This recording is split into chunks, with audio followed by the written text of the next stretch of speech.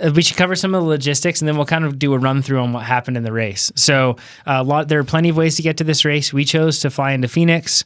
And I guess along those lines, we packed our bikes in bike bags and flew with them on Southwest. There is an airline fee. We paid it. We didn't use any Ninja boxes to try to hide things or anything else like that.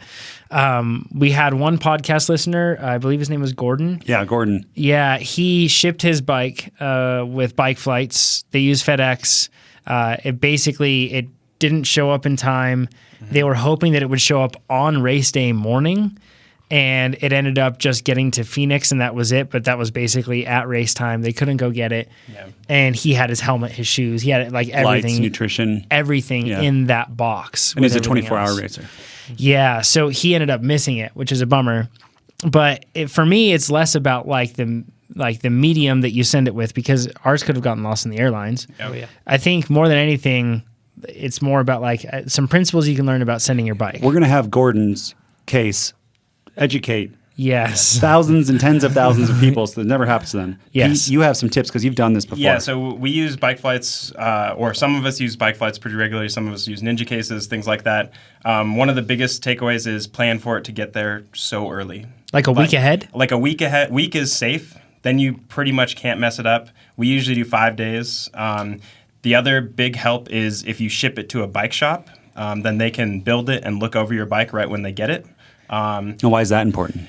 Well, things break in boxes. You could pack it. Something could fall out of your box, like a dust cap. Yeah, like we had in our case, a dust cap fell off of a DT Swiss hub. I've never even been able to pull those off the front hub, and we couldn't find one. We went to bike shops, couldn't find one. Went all around 24 hours of Old Pueblo, couldn't find one. Yeah. Shout out to Stans, Stans No Tubes. They ended up lending us a wheel. Kenny from Stans, thank you, Kenny. Very kind of you. Thank you. Yeah. Lent us a wheel and lent us your space to be able to switch the tire and rotor over. That was awesome. So we were able to ride. But yeah, if you don't ship it ahead of time, you can't get those parts. And one last piece with the bike shop is if you call around, find a bike shop that's friendly and willing to work with you, tell them you'll help them track it. You'll call them when the bike is supposed to get there, ask them to check it over, build it.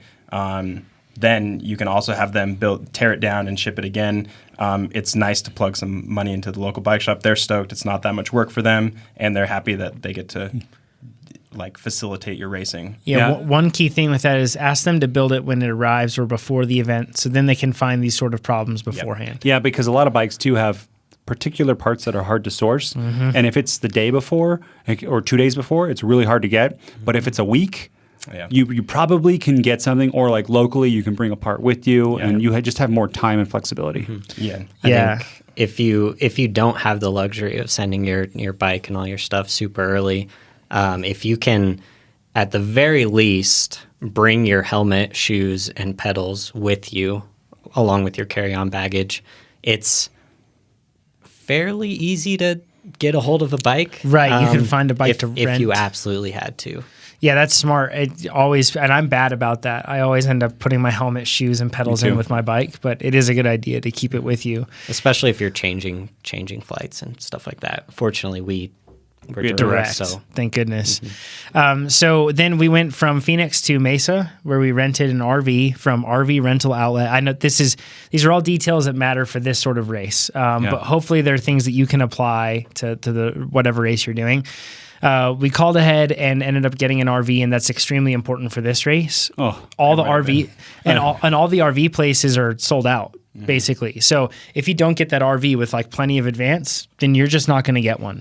The RV made it probably 100 times easier. Like, I'm not exaggerating, right? Yes. 100. And it was free. It was low of 32. So if you're in a tent or something. That's degrees, Fahrenheit. So it was 0 C. I don't know what you would do. Imagine we got there and it was pouring rain. The wind was whipping around. It was like 40 degrees. Imagine setting up our tent when we got there. It would have been terrible. At 9 o'clock on Thursday night. We would have gotten no rest whatsoever that night because we would have just been completely soaked and frozen. If you're a high schooler, you could do it. Sure, right? Yeah, that's all part of the adventure. So when you get wrinkles, don't get an RV. I love camping and I love bike racing, but mixing the two is complex. I'm on board with that. Right? Yeah. So we got a 36-foot RV. It was great for a team of 4, and then we had 2 other people with us.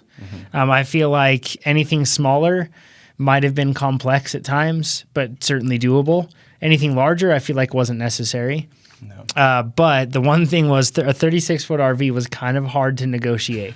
Harder to He's drive. an MVP for that, for driving. Yeah. I drove. It was just really like there are spots at 24 hours in the old Pueblo that are kind of hard to navigate on the road because of ditches, off cambers, boulders, that sort of thing. Rip little step that came out on our RV. But if you have an RV, you can park lower than we did. It's just when we showed up, it was dumping rain, dark, foggy. There weren't a lot of people. It was chaos. We had no clue where to park. Yeah. So we parked too high. We could have parked way lower and avoided some of the trickiness that happens with an RV.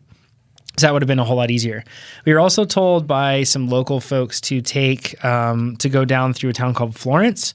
But if you're in an RV, it wasn't the best road. It was like, it was 2-lane with no divider in the center and like very limited line of sight with rain, fog, wind. Yeah. It wasn't the best. So we'd recommend taking the 10 down to a road called Parklink Drive and then going to the 79. That was and if you're going during the day, it was absolutely gorgeous too. It was really cool. So that's what I would say on the RV stuff. Also get there Thursday if you're doing this race. Do not get there Friday. It's not Thursday worth it. or earlier. Yeah, because we showed up or on Friday when we woke up, like everything was taken. And so that's, you really want to get there early for sure. And I feel like it just helped us because we weren't stressed that day. You know, like we had to fix Brandon's wheel problem, but once we got that fixed, everything was sorted. We were done. We were in camp. It was ready to go. So that was nice.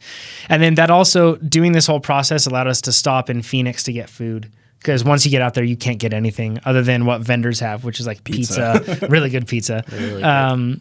And, other like vendor food. Yeah. So there's no grocery store or anything that you can go to like that. Tucson's about a little over an hour away, I think, but not really a convenient trip. Yeah, it's further than driving directly there. Mm-hmm. So let's go into the race. We decided to have the order be myself, Brandon, Pete. Nope. No, Nate, then Pete. Yep. I don't know how I don't know that, but that was, and the plan there was to have the more experienced racer, myself, go first to deal with those issues. We've already covered why we think that's probably not quite as necessary. He's just being really fast. Then Brandon, we knew Brandon would have a lot of power, so he'd be able to maintain that high position. And then after that, we figured we'd let the cards fall where they may.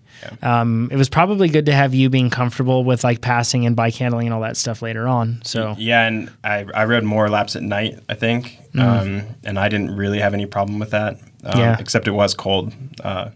That's true. Certain positions ride more laps at night. Yeah, the third position, I found out, rides the most at night. Yeah. We didn't get to achieve all of that riding, but yes. I made a little spreadsheet about when times come in and stuff, and for us, doing around 110 laps and around 120 or something around there. Yep. Night, the third position gets the most. So when you do your own 24 mountain bike race, that's something to keep in context is I wouldn't have put me to be the most night rider. Yeah. Right? Or maybe I would have switched Pete and I around because Pete would have then had one more night lap and I would have had like a dawn lap because your skills are better at night than mine.